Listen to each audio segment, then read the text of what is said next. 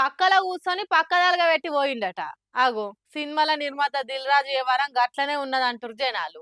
ఆంధ్రోలు సినిమాలకు వైబిస్తారు, తెలంగాణోళ్లకు కళ్ళు మటన్ ఉంటే చాలు అని కారు కూతలు కూసి మందితోటి సొట్లు పెట్టించుకుంటుండు. నిజంగానే తెలంగాణోళ్లకు కళ్ళు మటన్ తప్ప ఇంకోటి ఉండదా? మీరే కామెంట్లలో పెట్టాలి. చింతకాయలు అమ్మేటోనికి సిరిమానం వస్తే అంకర్ టింకర్ ఉన్నాయి ఇయ్యం కాయలు అన్నాడట.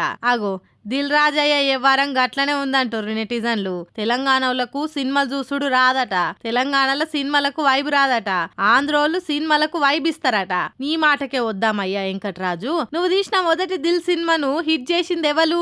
ఏ సినిమాలకైనా ఎక్కువ కలెక్షన్లు వచ్చే నైజంలా పెద్ద డిస్ట్రిబ్యూటర్ గా నిన్ను నిలబెట్టింది ఎవలు? నువ్వు తీసిన ఫిదా సినిమాను హిట్ చేసింది ఎవలు?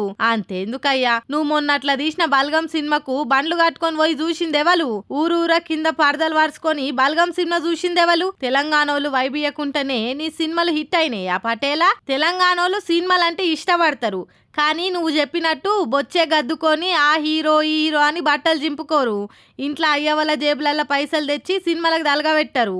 గుళ్ళె ఎంత మంచిగా పాట పాడినా హారతి పళ్ళంలో షిల్లర్నే వేస్తారన్నట్టు నువ్వెన్ని వందల వేల కోట్లతోటి సినిమా తీసినా 100 రూపాయల టికెట్ పెట్టే సినిమా చూస్తారని యాది పెట్టుకోవాలి. అంతేగాని సినిమేషగాళ్ళ కోసం జనాలు ఎగవాడొస్తలేరని అనుడు మీ మందబుద్ధే అవుతుందని మస్తు సొట్లు పెట్టిండు దేశపతి సీన్ అన్న. నీకు అంతగానం వైబ్ రావాలంటే మరి ఆ కళ్ళు కాంపౌండే పెట్టుకోపోయినావు, ఇంకింత ఎక్కువ వైబ్ వచ్చేది అని చురుకులు అంటించిండు. దిల్ రాజు అని ఆయన ఎప్పుడు కూడా తెలంగాణ ఉద్యమంలో కలిసి వచ్చిన వ్యక్తి కాదాయన. ఏ ఒక్కరోజు కూడా తెలంగాణ ప్రజలకు అండదండగా నిలబడ్డ వ్యక్తి కాదు. ఆయన కూడా నిజామాబాద్లో మాట్లాడుతూ తెలంగాణ కల్చర్ను అవమానించాడు. ఆయనకు ఆంధ్రాలో సినిమాలు విడుదల చేస్తే వైబ్ ఉంటుందట, తెలంగాణలో విడుదల చేస్తే వైబ్ ఉంటలేదట. అయితే తెలంగాణలో సినిమాలు మానుకొని ఆయన దిల్ రాజు, నువ్వు సినిమాలు మానుకొని కళ్ళు మాంసం దుకాణం పెట్టుకో, ఇక్కడ కూడా నీకు వైబ్ ఉంటుంది. నీకు కావాల్సింది వైబ్ కదా, ఇక్కడ సినిమాలకు వైబ్ ఉండదు అంటున్నావు కదా. సినిమా వ్యాపారం ఇక్కడ మానుకో. మరి ఎందుకు రేవంత్ రెడ్డి గారిని పట్టుకొని వాళ్ళ టికెట్ల రేట్లు పెంపుదల, నైజాంలో టికెట్ రేట్లు పెంచడానికి అనుకూలంగా ఆర్డర్ ఎందుకు తెచ్చుకున్నావు దిల్ రాజు గారు?